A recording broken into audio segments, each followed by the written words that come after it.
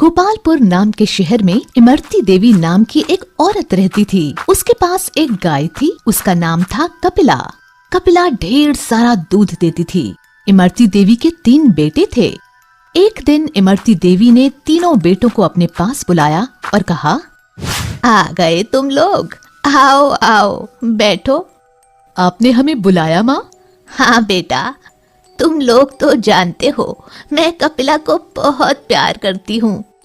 हाँ माँ, बिल्कुल जानते हैं बेटा। जैसा कि तुम सब देख रहे हो, मैं बूढ़ी हो गई हूँ। हाँ माँ, तो बोलो, कुछ कहना चाहती हो? सुनो, अब मेरी तबीयत ठीक नहीं रहती, ना जाने कब यमराज के यहाँ से बुलावा आ जाए। ऐसा मत कहो माँ, आपकी कोई इच्छा हो तो बताओ। वो देखो, कपिला एक अच्छी और दुधारू गाय है। अभी तक हमारे घर का खर्चा इसी के दूध को बेचकर चलता था। मैं चाहती हूँ कि मेरे जाने के बाद भी इसे कोई तकलीफ ना हो। ये ऐसे आदमी के पास रहे जो इसका ख्याल अच्छे से रख सके। हाँ माँ, ठीक है, आप ये गाय हम में से किसी एक को दे दो, वही इसकी देखभाल करेगा। नहीं, एक को क्यों? इस पर सबका बराबर अधिकार है। हाँ, इसे किसी अच्छे किसान को बेचकर मिले हुए पैसे हम सब में बराबर बांट दो। नहीं, मैं इसे नहीं बेचूंगी। फिर क्या करोगी माँ? मैं इसे तुम तीनों में बराबर बांटना चाहती हूँ। तीनों में? ये कैसे हो सकता है? हाँ माँ, तीनों में वो कैसे? तीनों माँ की ओर देख रहे थे।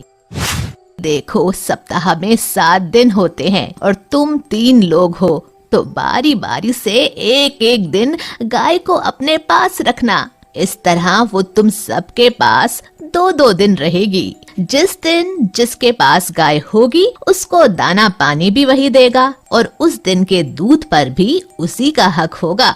हाँ, जिसके पास कपिला सबसे ज्यादा खुश देखूंगी उसी को दे दूंगी। फिर 7वें दिन क्या होगा? बताती हूँ।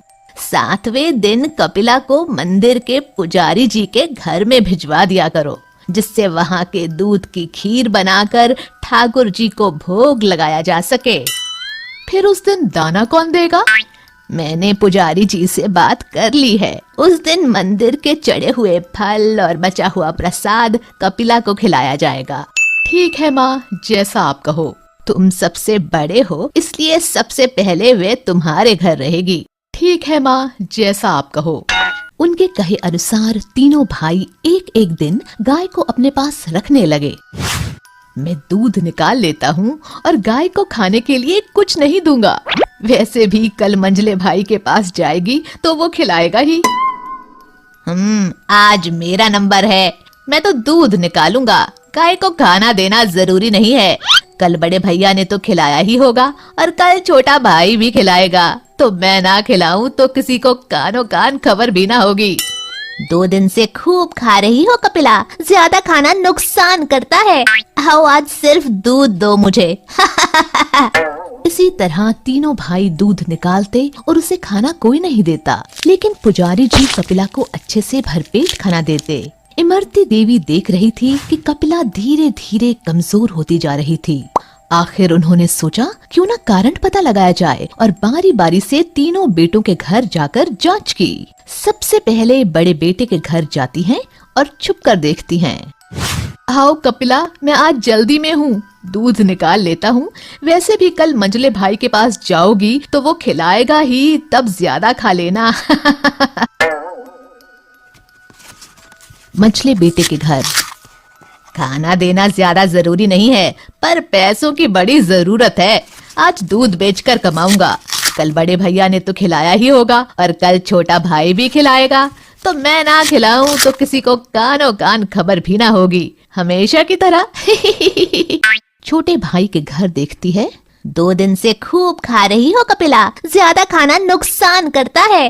आओ, आज सिर्फ दूध दो मुझे। तीनों जगह इमरती देवी को यही देखने को मिला। कपिला की ये हालत देखकर इमरती देवी बहुत दुखी हुई और उन्होंने सोचा मंदिर जाकर भी देख लिया जाए। वहाँ जाकर देखा तो वहाँ उसे भरपेट भोजन मिला और थोड़ा दूध कपिला के बछड़े के लिए भी छोड़ा था। तब इमरती देवी ने कपिला को पूरी तरह से मंदिर को दान कर दिया। माँ, ये मैं क्या सुन रहा हूँ? तुमने कपिला को मंदिर में दान कर दिया? हाँ माँ, हमें बताना भी जरूरी नहीं समझा? कम से कम एक बार पूछना तो था। मुझे किसी से नहीं पूछना। मैंने तुम तीनों को देखा है दूध निकाल कर रखते हुए। किसी को भी कपिला के खाने की फिक्र नहीं थी। वो अगर अब तक जिंदा थी तो मंदिर के खाने की दम पर, इसलिए अब उस पर पुजारी जी का ही हक है। इतना सुनकर तीनों ने शर्म से सिर झुका लिया। हमें माफ कर दो माँ, हमसे गलती हो गई। अब कभी दोबारा ऐसा नहीं होगा। नहीं, अब मुझे किसी पर भरोसा नहीं है। मैंने तुम तीनों को मौका दिया था, पर तुम लोगों ने स्वार्थ और लालच में उसे गंवा दिया। अब मैं फैसला कर चुकी हूँ। कपिला की रस्सी पुजारी जी को पकड़ाते हुए, ये लीजिए पुजारी जी, आज से कपिला आपकी हुई, इसका ध्यान रखना। शिक्षा, हमें स्वार्थ और लालच में आकर अपना फर्ज नहीं भूलना चाहिए।